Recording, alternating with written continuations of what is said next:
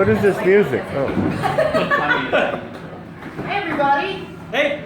I'm Terri Silverstone, and I too want to thank everyone for coming tonight. Support for storytelling is so important. We hope that we will be applauding for each one of you very, very soon.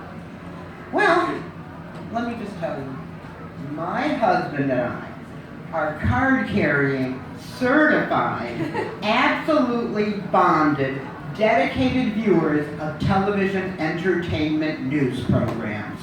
Access Hollywood, TMZ, Entertainment Tonight. We love knowing the dirt. Not only do we have it on TV and we're watching it all the time, but we have it in case something special comes up in one of the celebrities' lives. We've got it on our apps.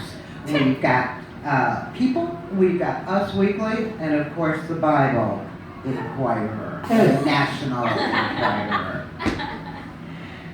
What we found out when we were first dating, before we started watching and living together, was that we both had celebrity commonalities. Or, as we would say, I'll take celebrities for 100, Alex. Okay, we've got celebrities going on. And what did we have? We found that both David and I loved knowing celebrities. More than that, we loved it when they knew us. It fit our ego, made us feel special. Let me just give you a little background here about the celebrity stuff. David, who now is my husband, David published a restaurant magazine. And after the magazine started getting really popular, he then produced and hosted a Chicago television program, the very first program that highlighted Chicago restaurants. So he's doodling around and he's meeting all of these unbelievable chefs. And then if a star or a singer or a musician would come into Chicago, or just a regular local star wanted some publicity, then they'd come on David's program too. Okay, David knew some people, but you know what? I'm no day old donut myself. When I first came to Chicago, I thought I could memorize. So I studied theater with David Mamet, with William H. Macy. And then I went over to the Steppenwolf Theater, and I studied more theater, and I acted, and I ate, and I drank, and I partied with Gary Sinise, with Laurie Metcalf, and with John Malkovich.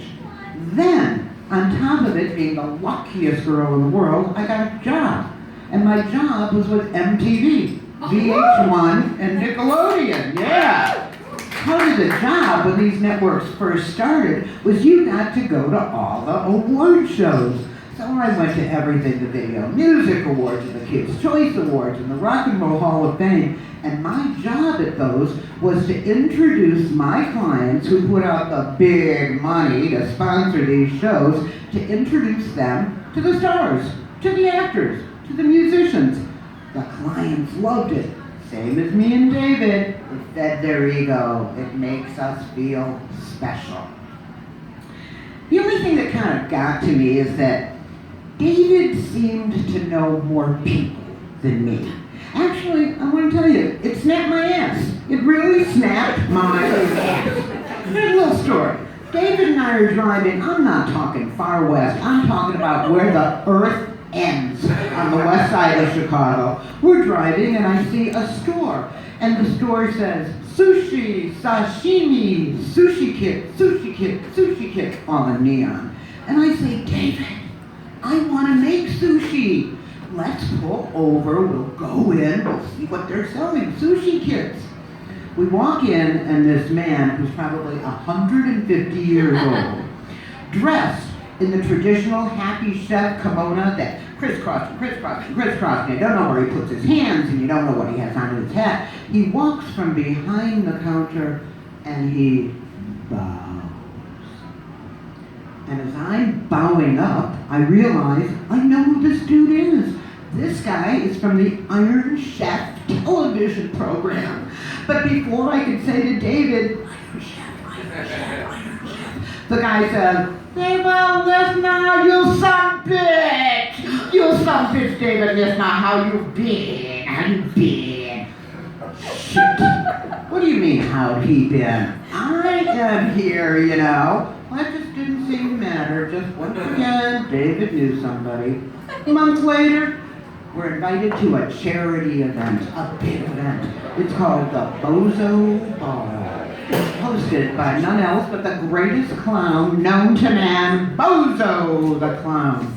And I say to David, David, this is a television industry event. There might be a few honchos there in the TV industry. They may know me. I'll introduce you if you're a nice guy. And he said, fine. We go to the event.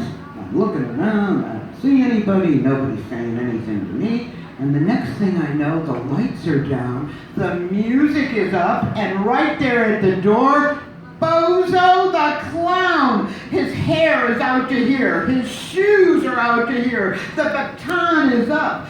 And Bozo starts to work the room. He's walking and walking and singing and singing. And he goes past our table and David says, hello, Bozo. I give David the old hairy eyeball like, don't screw with the clown, huh? And the next thing I hear is, hello, David. How you doing? Haven't seen you for a long time. Whoa, whoa, whoa, whoa. Whoa, whoa, whoa, whoa. When was my time gonna come? About a month later, I got the opportunity.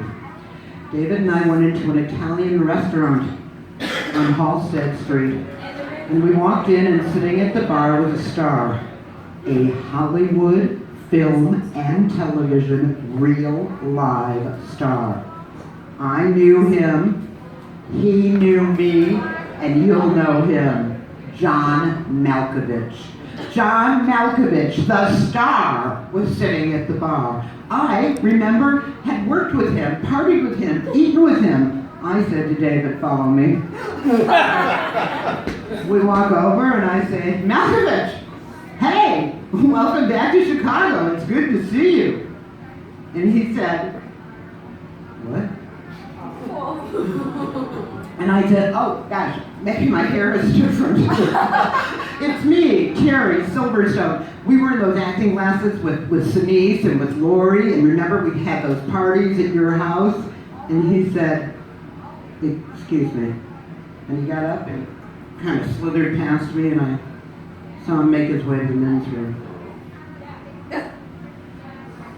I said, David, and David said, Terri, the table is ready. Let's go sit down. And we went and we sat down, and I didn't know what to say. David didn't believe that I knew him. Why would anybody believe it? Why would John Malkovich not acknowledge me just to say hello?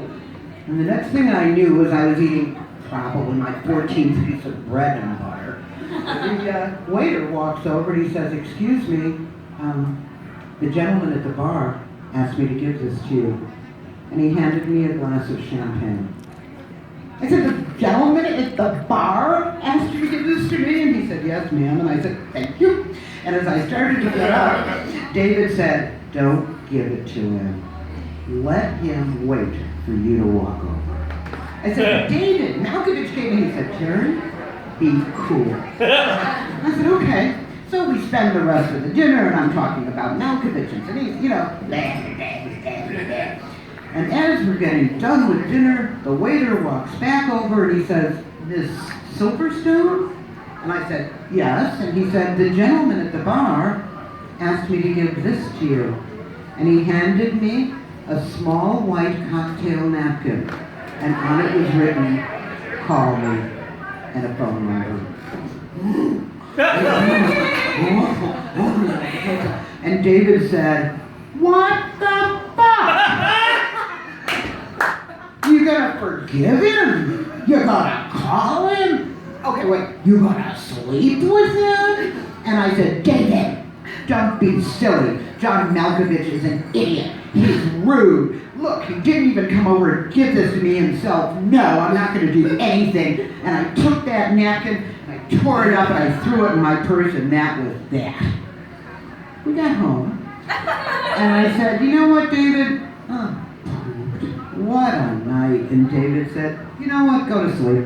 I'm going to stay down here at the computer, do a little business. Okay. I go upstairs. Everybody, I didn't want to do it. I didn't want to open my purse, turn it upside down, look at all the little fluttering pieces of the napkin, put them all together, and then I dialed. And then I heard it. Ring, ring.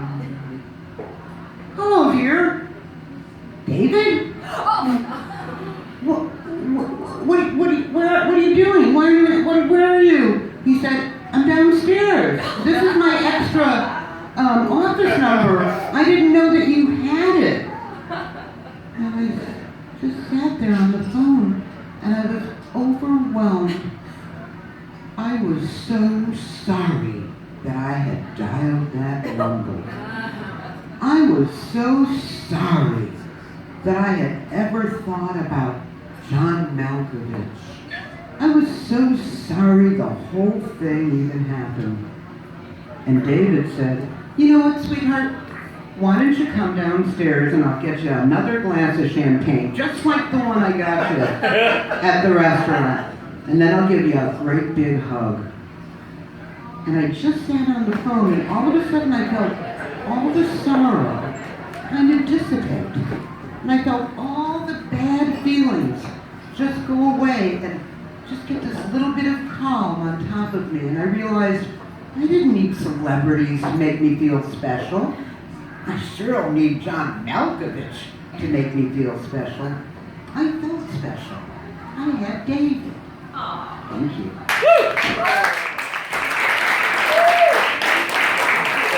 Terri Silverstone, Scholar. Alright guys, keep that applause going for